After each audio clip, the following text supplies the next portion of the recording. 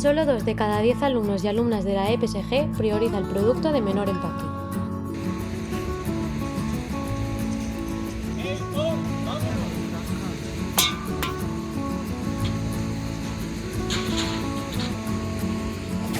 La falta de tiempo y la poca información son las principales causas que disminuyen las actividades proecológicas.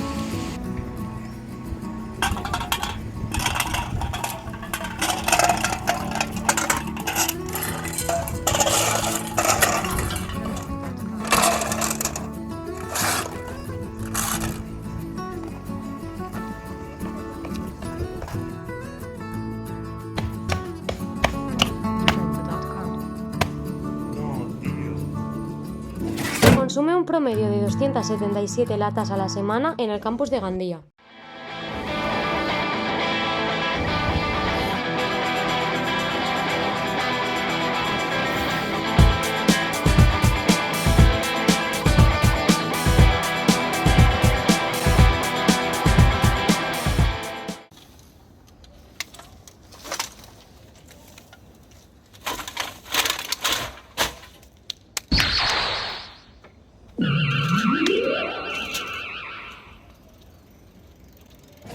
Se necesitan 733 latas de bebidas para fabricar una bicicleta.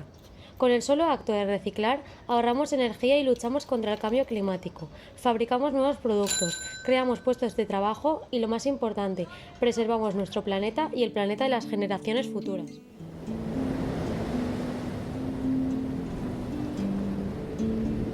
Cada estudiante de la EPSG llega a depositar hasta 456 envases al año. ¿Te imaginas cuántas nuevas vidas le esperan a tu lata si la reciclas? ¡Únete al cambio! Porque cada lata cuenta.